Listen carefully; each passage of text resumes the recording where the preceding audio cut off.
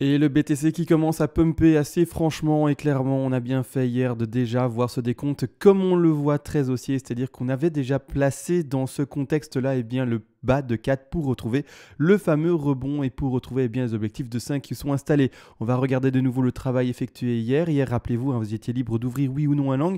Ici, clairement, on était dans une phase vraiment de temporisation. Malgré tout, bien, c'est bel et bien ce qui s'est passé. C'est-à-dire qu'on réagrandit l'écran à ce moment-là. À ce moment-là, on était aux alentours des prix des 18 433 $. Pourquoi ça se met pas en HD extrême ici? Je ne sais pas. Bon, bref, c'est pas grave. Peu importe. Ici, clairement, le rebond s'effectue bien. Maintenant, actuellement, on est à 19 300, presque 19 400 $. Et les objectifs, vous le savez, sont vraiment de passer beaucoup plus haut que les 19 000, 20 000 $, mais vraiment aller vers les 26 000, 27 000 $ pour les targets les plus haussières actuellement pour ce sommet de 5 que l'on voit ici en jaune. Ce qu'on va faire durant cette vidéo, rien de compliqué, on va compléter bien cette vague jaune, tout simplement. On va voir la première une, la sous-décompte en 1, 2, 3, 4 et 5. Rappelez-vous, il faut 5 vagues pour compléter bien cette dernière vague. C'est un peu comme des poupées russes. Tout ça s'emboîte. Malgré tout, on va analyser tout ça de manière plus précise aujourd'hui. Vous allez le voir en tout cas. On va essayer d'être assez précis ensemble. On va également tout de même, avant de commencer tout le vif du sujet, l'analyse en elle-même, et bien comme toujours, en fait, vous le savez, faire une toute petite intro et également remercier les donateurs.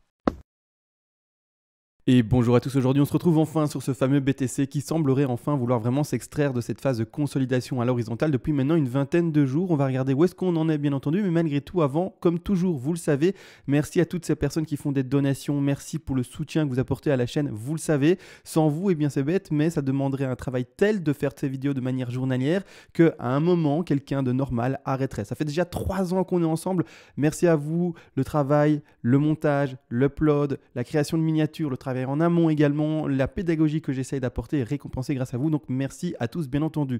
Également une chose à savoir, c'est que quand vous faites une donation pour soutenir la chaîne, et bien tout simplement en contrepartie, je vous envoie tout volontiers pour vous remercier du coup à mon tour de votre geste, toutes les règles d'Elliott en français. Je rappelle rapidement également, j'ai écrit ce PDF finalement de manière concise en peu de pages pour vraiment aller à l'essentiel. Je rappelle, l'objectif c'est vraiment de transmettre quelque chose, une connaissance et vraiment une manière de pouvoir analyser et de pouvoir voir le cours avec également l'appui de mes vidéos et non pas d'envoyer 200, 300, 400 pages pour faire semblant et finalement que vous n'y lisiez jamais tout, que ça soit trop compliqué ou que c'est trop de dentelle et que finalement l'acquisition ne soit pas réelle et effective. Donc maintenant, tout a été dit, merci à tous, etc. On part maintenant dans le vif du sujet, donc j'agrandis l'écran, on fait un petit F11 et l'écran est agrandi. On va partir dans ce décompte-ci. Premièrement, on n'oublie pas, si vous êtes rentré en trade, par exemple, vous étiez libre, hier je vous ai dit, chacun est adulte et prend les décisions qu'il veut et ouvre un trade quand il veut. Si vous êtes tout de même rentré en trade par exemple hier, sur la vidéo d'hier, vous dites oui effectivement c'est un beau décompte, on finit bel et bien une WXY, on finit bel et bien la 4, vous êtes rentré en trade. N'oubliez pas, je préconise encore et toujours l'utilisation d'un stop loss. Si vous n'utilisez pas de stop loss, pour moi, vous ne suivez pas une méthodologie qui est assez stricte, vous faites ce que vous voulez, vous êtes adulte, ça je le rappelle tout le temps, mais n'oubliez pas votre stop loss. Dans ce contexte-ci, quand on zoome dessus, je reste en daily pour le moment, on va passer après en 4 heures, etc. Dans ce contexte-ci, d'ailleurs, je vais retirer le petit rectangle vert qui pour le moment n'ont plus aucun sens. On les retire.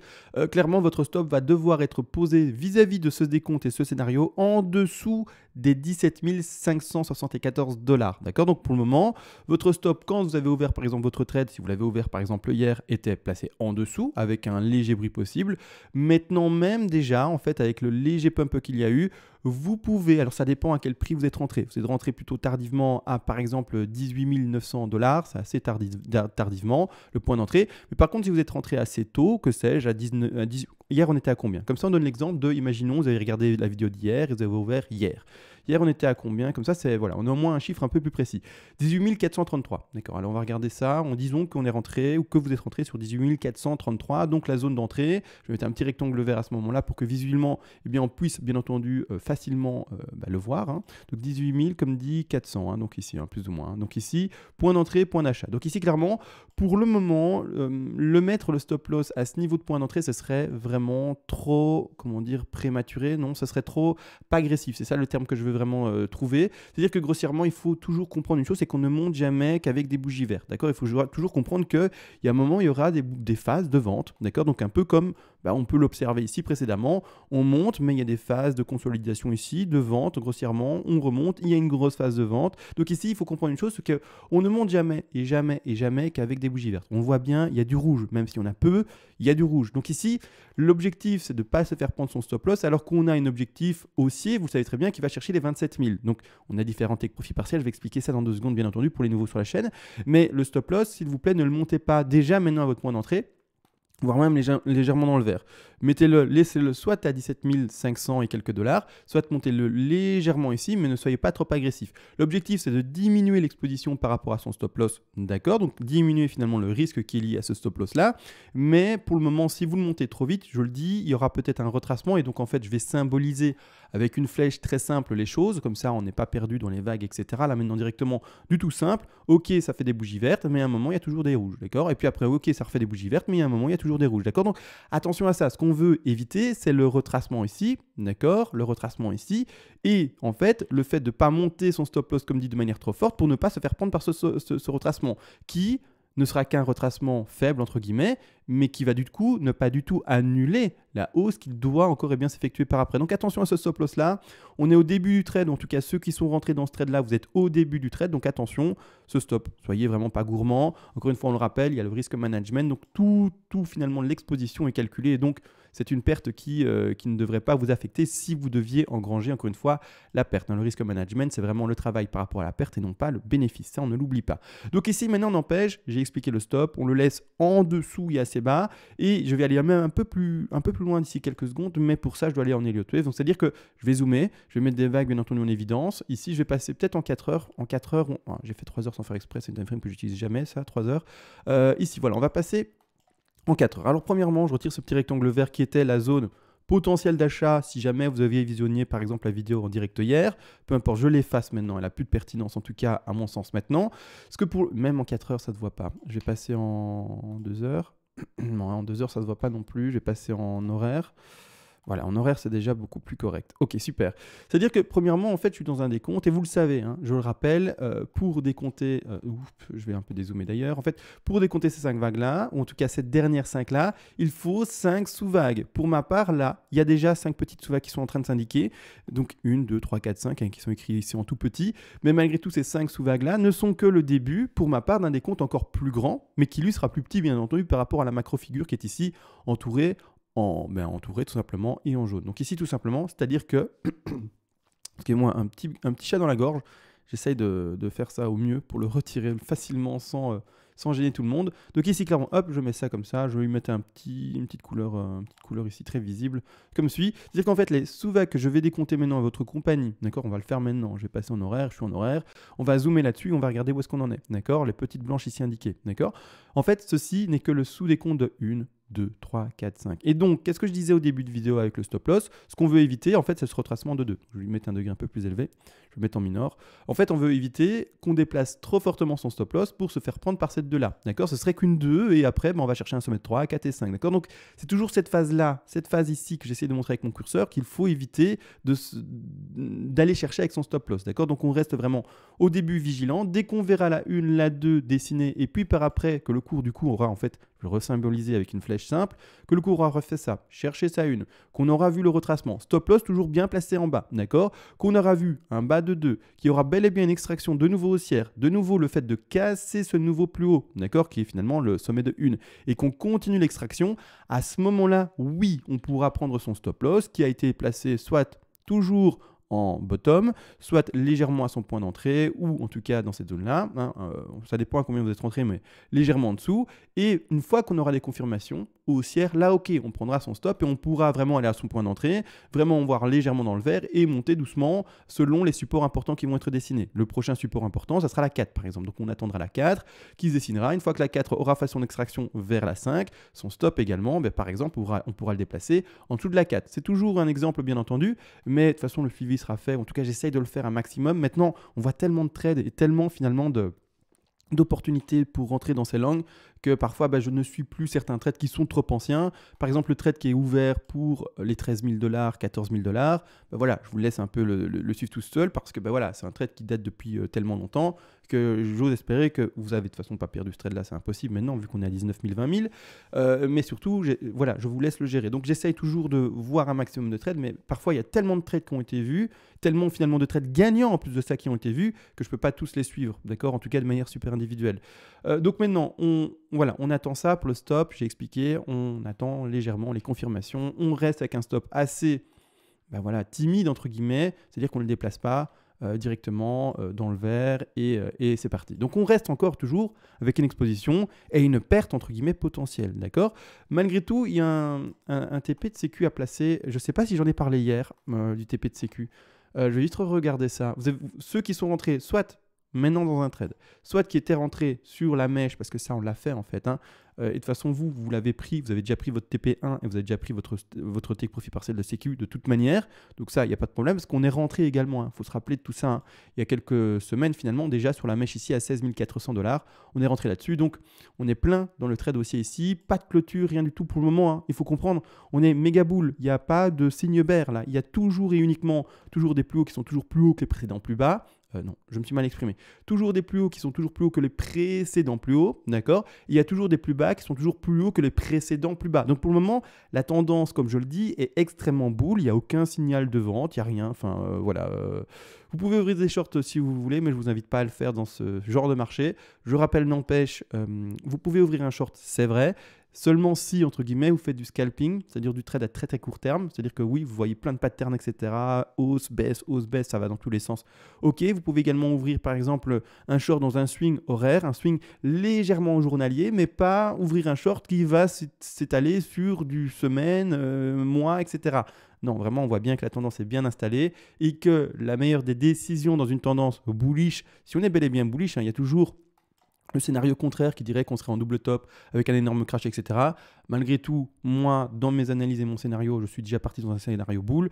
Et dans un scénario bull, c'est extrêmement vert. Et vraiment, on va à chaque fois essayer de choper, de prendre ensemble des trades qui sont sur les bas, par exemple des mèches rouges, pour pouvoir monter avec le cours. Et pas faire le contraire. Celui qui essaye de shorter un marché bull, donc imaginez quelqu'un qui essayait de shorter tout le bull run depuis début de l'année 2017 à fin d'année 2017, le pauvre, je me demande s'il a fait des bénéfices là-dedans. Et il y a moyen, mais dur quand même. Donc voilà, c'est pour ça que vous pouvez shorter le marché, mais attention, sachez dans quel time frame vous travaillez, et sachez si c'est vraiment la meilleure des choses. Est-ce qu'il ne faudrait pas plutôt privilégier les longs? Après, on peut faire des longs et des shorts, c'est pas non plus un problème, on peut faire les deux. Là, il n'y a pas de problème non plus. Mais bref, là, encore une fois, j'estime en fait que des personnes qui font des shorts maintenant dans un marché pareil, à plus court terme, c'est des personnes qui sont un peu avancées. Si vous savez vous-même que vous n'êtes pas avancé, ne vous amusez pas à faire des shorts dans un marché pareil, d'accord? Restez sur du simple, entre guillemets, qui sont d'ouvrir des longs et de suivre la tendance générale. Donc ici, tout simplement, comme expliqué, c'est extrêmement bull. On fait toujours des plus bas qui sont toujours plus bas, plus hauts, et la même chose pour les plus hauts qui sont toujours plus hauts. Donc là, maintenant, il n'y a rien de bear, d'accord? Rien du tout. Donc, on remet les dessins n'empêche, c'est-à-dire que j'avais dit qu'on allait mettre un TP de sécu.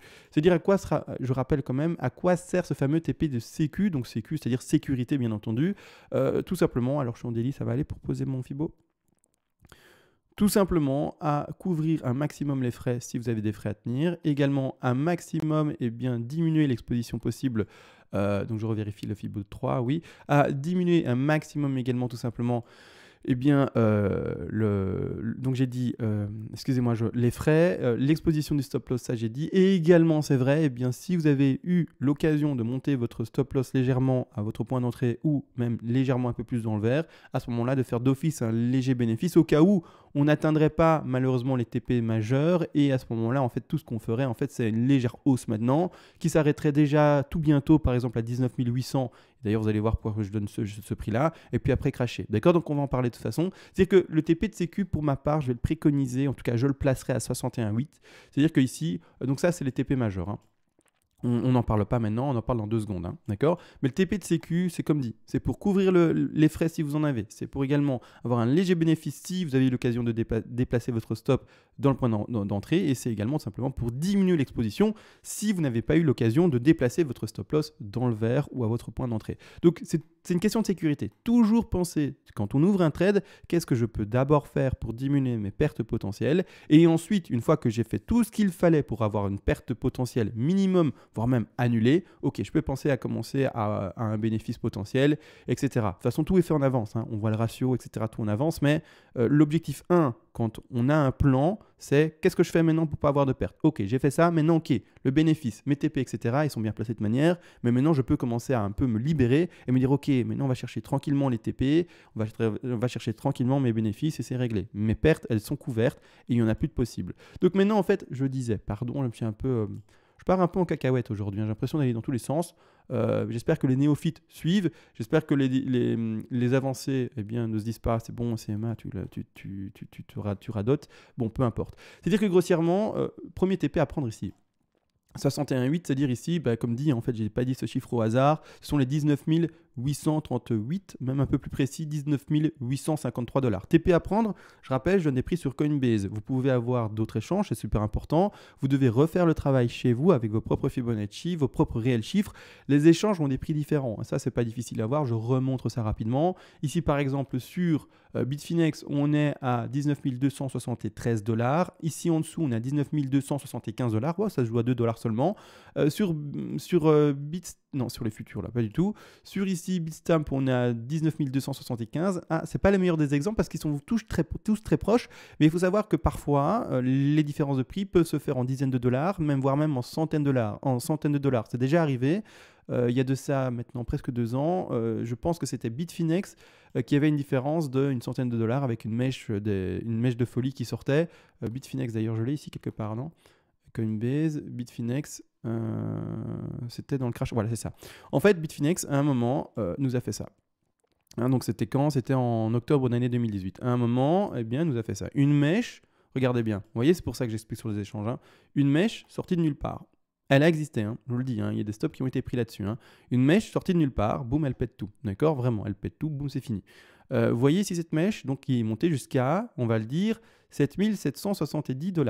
Quand on retourne, donc en cette date due, hein, comme ça on est précis, c'est 15 octobre d'année 2018, hop, on retourne sur Coinbase par exemple, donc on va retourner au 15 octobre d'année 2018, hein, comme dit, hein.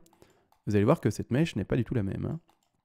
Cette mèche ici du 15 octobre n'est pas du tout la même. Elle va chercher ici les 6 811 $, alors que sur Bitfinex, on le rappelle, elle était à combien? Allez, rapide. Elle était à 7 790 $. Voyez la différence?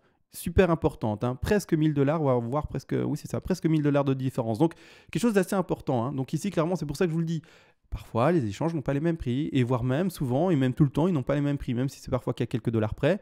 Faites attention à ça, d'accord? Regardez les vrais prix par rapport à votre échange. Encore une fois, faites le travail personnel et ne faites pas juste du copiage parce que non, ça ne fonctionne pas comme ça, d'accord? Il faut être un peu plus précis dans son travail et c'est pour ça que je suis également très pédagogique, très complet pour que vous puissiez tout faire par vous-même. Donc ici, premier stop loss, take profit partiel à prendre. Encore une fois, c'est un petit, hein, c'est 10-15%. Hein. L'objectif, c'est pas de tout revendre là. Hein. L'objectif, c'est de revendre dans les TP majeurs. Hein. Les TP majeurs ont déjà été donnés hier, bien entendu. Je les rappelle tout de même pour ceux qui n'auraient pas vu potentiellement la vidéo d'hier. Ce sont ici les 21 241 $. Ensuite, on a un autre TP à prendre, donc take profit partiel pour ceux qui ne savent pas finalement le petit raccourci que j'utilise avec TP. Les deuxième TP, ce sont les 23 547 $ et le troisième TP ici également, ce sont les 27 217 $. Alors également, pour les tout néophytes, là je vais être assez complet pour les néophytes à mon sens.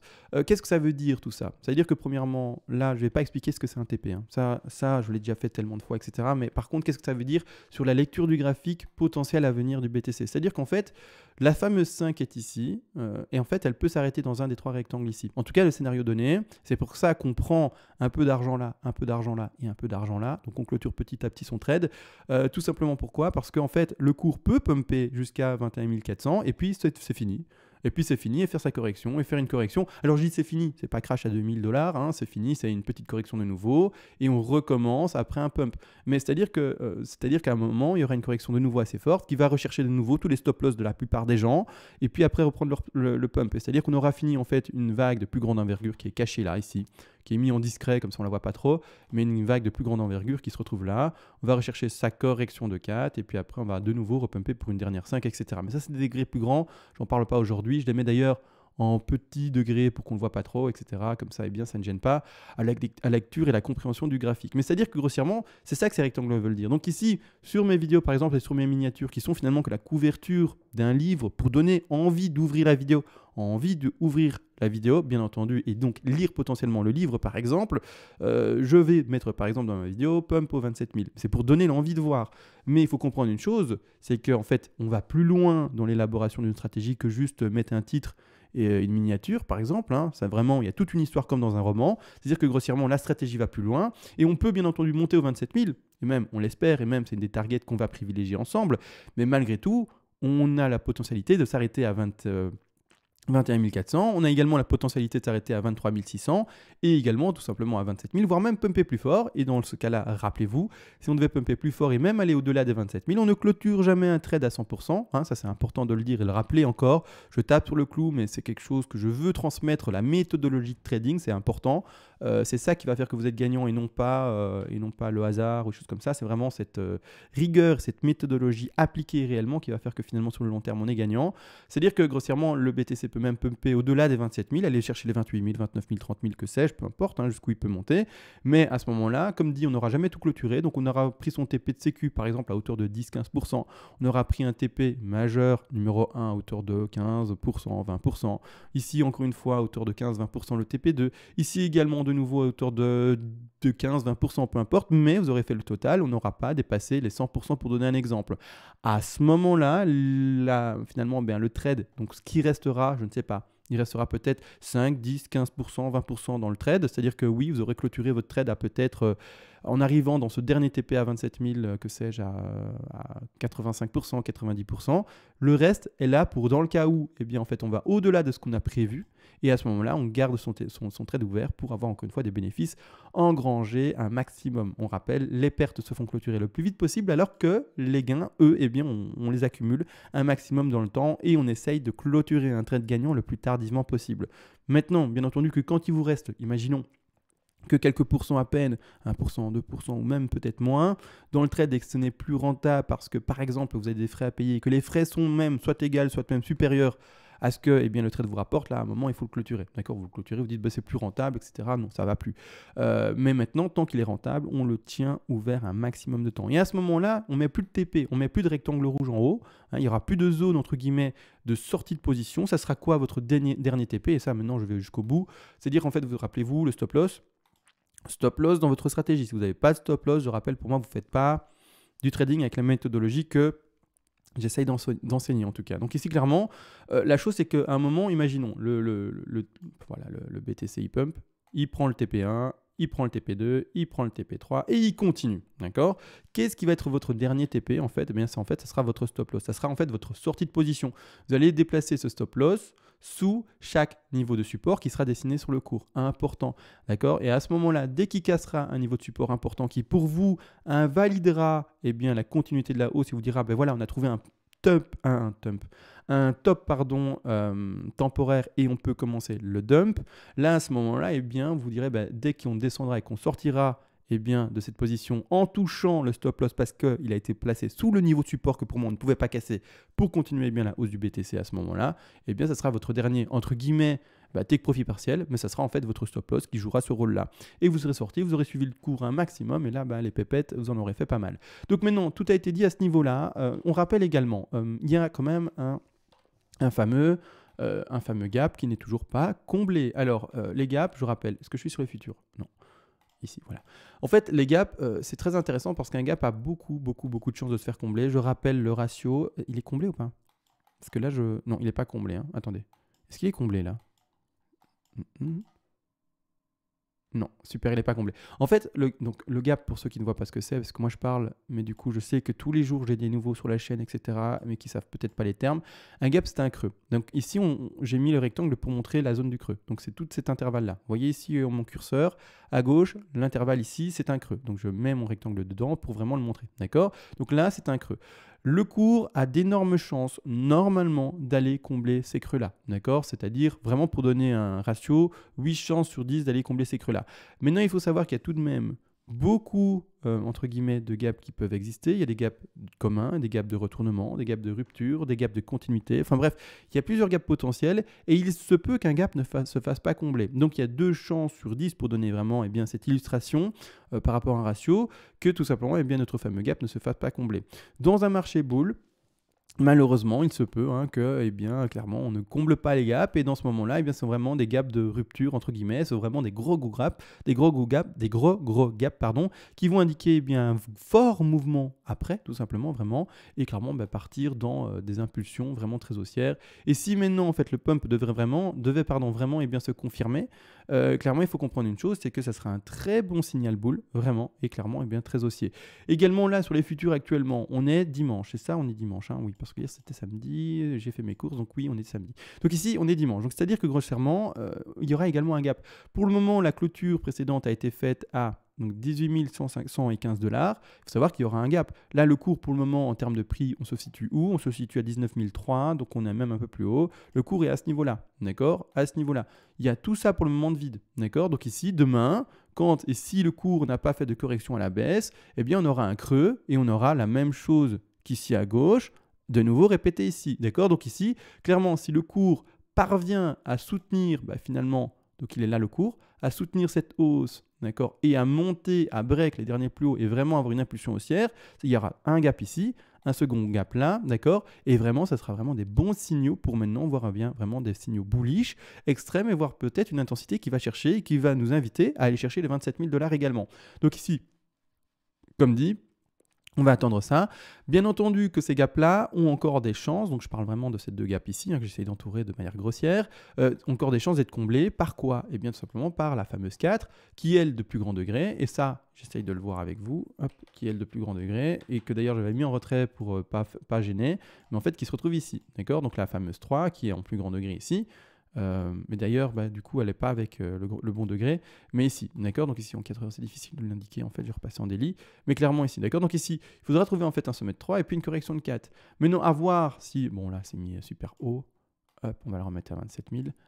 Maintenant, à voir bien entendu jusqu'où on va chercher le sommet, et par après, on fera le travail de Fibonacci, etc., si on peut aller chercher ce gap-là, mais il faut savoir, et on retient également, que la 2, dans ce degré-là, vous voyez ici en blanc, donc ici, je vais remettre un degré plus corrélant, hop, ici. C'est-à-dire que grossièrement, la 2 est extrêmement faible, donc il faudra retrouver un retracement de 4 assez fort. Donc on va privilégier un 38,50. Donc à voir jusqu'où on termine avec la 3, mais c'est-à-dire qu'à un moment, imaginons qu'on finisse à 27 000 $, la correction des 38,50 et voire même des 50, c'est retourner ici de nouveau à 19 000, 18 000. On pourrait même faire une légère mèche un peu plus basse ici pour aller rechercher le bas des 17 000, dépasser légèrement les 50 et à ce moment-là, combler les 2 gaps. Donc voilà, c'est pas parce qu'il y a des gaps qui doivent être comblés directement, mais ils ont leur chance d'être comblés plus tard. Maintenant, n'empêche, on verra dans le décompte, etc. On n'y est pas, on laisse faire le cours et on verra comment ça se passe, bien entendu. Maintenant, j'ai parlé beaucoup de macro-figures, je remarque, alors que j'étais à la base parti pour parler de l'horaire. Donc maintenant, ce qu'on va faire quand même, c'est zoomer. On va zoomer sur de l'horaire. Donc je retourne en horaire. Désolé, c'est un peu déconstruit aujourd'hui, mais je fais au mieux. Vous savez comment je suis. Je parle beaucoup pour être le plus complet. Et du coup, j'ai tellement de choses à dire que je vais dans tous les sens. C'est-à-dire que grossièrement, pour le moment, moi, j'ai pas fini mes vagues. Pour moi, ça va encore un peu pumper. Et j'ai pas fini mes vagues. Je vais lui mettre un petit degré sympa. Je vais me remettre en minor ici. C'est-à-dire que voilà comme je le vois. Je le vois une 1. J'ai vu une légère correction de 2 avec une soufflate ici. D'accord. Et pour le moment, je vois quoi? Une 3 qui est en train de s'indiquer. Je vois sur le cours aucune divergence pour le moment. D'accord. Je ne vois que toujours des plus hauts, toujours des plus hauts. C'est-à-dire que j'attends toujours une 3 et un sommet de 3. Après, j'attendrai tout simplement une correction de 4 et une dernière 5. Ce que je voudrais lire sur le cours, alors en horaire ou même en 2 heures, voire même en 4 heures, peut-être pas. Mais en tout cas, je regarderai quel time frame s'exprime le mieux par rapport au récit. Mais il y a un moment où je voudrais voir sur le récit, et ça, je veux le montrer. Et là, on voit mal en mauve. Je vais juste le modifier. Hop, je vais le remettre en une couleur très visible ici. Voilà, c'est mieux. Voilà, c'est mieux, ça c'est visible. En fait, je voudrais à un moment pouvoir identifier un top dessiné sur le récit, un sommet également du coup dessiné sur le cours, et à un moment, un retracement du récit, un nouveau rebond du récit sans jamais parvenir à redépasser son dernier plus haut. Donc sans jamais, si je le mets mieux, redépasser son précédent plus haut. Alors que sur le cours, qu'est-ce qu'il y aura? Il y aura une divergence, c'est-à-dire qu'au contraire d'indiquer la même chose sur le récit, un pump, mais ne jamais réussir à dépasser son nouveau plus haut. Donc par exemple, ce que je reviens de mettre ici, vous voyez bien, hop, on pump, mais on n'arrive jamais à redépasser son précédent plus haut. Sur le cours, qu'est-ce que je veux voir? C'est en fait une 5 qui, elle, parvient à dépasser son précédent plus haut. Donc en fait, on descend, on remonte, on parvient à dépasser son précédent plus haut. Vous voyez la différence, la divergence? C'est ça que je veux pouvoir identifier plus tard. Donc pour le moment, je suis encore et toujours dans un décompte qui, vous l'aurez compris, eh bien, on va chercher un sommet de 3, toujours pas trouvé et identifié. C'est-à-dire que d'ailleurs, on va regarder ensemble quelle est la zone normalement à aller chercher théorique pour cette fameuse 3. C'est-à-dire que quand on prend le bas, on va sur le sommet de 1. Pour ma part, je finis ma bas de 2 ici avec une soufflate. Je vais chercher mon bas de 2. L'objectif normalement est d'aller chercher ici les alentours des 19 478 $ pour retrouver notre sommet de 3. Une correction. On n'oublie pas, il y a différents objectifs, ça c'est important de le comprendre. On a des objectifs de 3 qui sont les 161,8, 261,8, 423,6 et de manière plus rare les 200 et les 361,8. Donc on peut s'arrêter également par exemple à 361,8 ou d'autres. Maintenant, normalement, là dans la configuration où on devrait retrouver un frein théorique aux alentours ici des 261,8. On verra de toute manière, soit ce soir, soit demain, comment ça a évolué. Et quand c'est réellement fait, la fin de cette 3 finalement. Mais pour moi ici, il n'y a pas d'indication pour le moment, entre guillemets, de fin de hausse. Il y aura juste une consolidation d'une 4 et une continuité de hausse pour la 5 qui devra continuer son petit cheminement. Après, une fois qu'on aura fini ça, un petit retracement. Et à ce moment-là, on reverra la correction pour une sous-2 d'un degré plus grand, que j'avais déjà indiqué en début de vidéo ici, dans laquelle va s'inclure cette petite vague blanche pour pouvoir continuer dans les degrés plus supérieurs et plus grands et pouvoir compléter, on sait très bien, cette fameuse 5 là pour aller rechercher, normalement on l'espère, la target maximale des 27 000 $. D'accord? Donc maintenant, tout a été dit à ce niveau-là. En tout cas, j'essaye de réfléchir si j'ai tout dit. J'ai parlé beaucoup de trading. N'oubliez pas les investisseurs, toujours de l'achat par palier. Ne vous faites pas avoir par vos émotions. N'achetez jamais à 100%. Vous achetez un peu toutes les 2 semaines, vous achetez un peu tous les mois, vous achetez un peu tous les semaines, vous achetez un peu tous les 3 mois. Peu importe, mais rentrez dans le marché par palier. C'est important. Sachez-le, on ne sait pas de quoi il fait l'avenir. Si jamais le marché crachait, même si tout le monde a envie que ça bull run, même si mes analyses me disent que maintenant on est bull, etc., la fameuse boule de cristal, je ne l'ai pas, vous ne l'avez pas, et si jamais ça crachait, vous allez vous dire, mince, j'ai acheté un top et ça crache. Psychologiquement, ça va être difficile à tenir, alors que si vous achetez par palier et que tout de même le cours montait, vous allez dire, oui, mon ratio, mon retour sur investissement sera plus petit, moins intéressant que si j'avais acheté parfaitement à 18 000 à 100%, 19 000 par exemple, ici, 19 300 $ auquel on est. Effectivement, mais peu importe, en achetant par palier, même dans un cours qui monte, vous n'aurez jamais votre portefeuille dans le rouge. C'est-à-dire que comme le cours ne fait que monter, même si vous achetez par palier, votre portefeuille ne sera qu'en bénéfice. Et ça, psychologiquement, c'est plus facile à tenir que si vous aviez acheté un top et que votre portefeuille se retrouve divisé en 2, 3, 4, 5, avec vraiment que du rouge partout. Donc, même si on est potentiellement en bull run, comme je le dis, comme on ne sait pas lire l'avenir, je vous invite juste à acheter par palier. Maintenant, encore une fois, vous êtes adulte, vous êtes majeur, faites ce que vous voulez. Mais voilà, personnellement, j'essaye d'éviter les traumatismes que vous pourriez avoir sur un achat émotionnel ou un achat non réfléchi sans stratégie. Maintenant, à vous de voir, bien entendu, vous êtes libre de faire ce que vous voulez.